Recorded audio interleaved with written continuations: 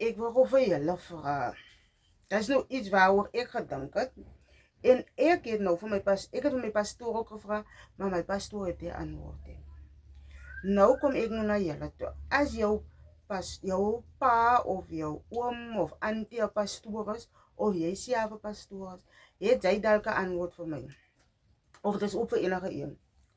Ek wil weet, as 'n prokureur hom bekeer,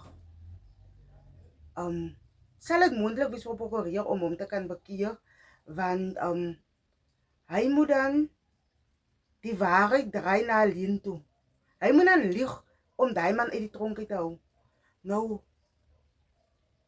as hy hom bekeer en dan nou, hoe gaan hy sy werk nou doen?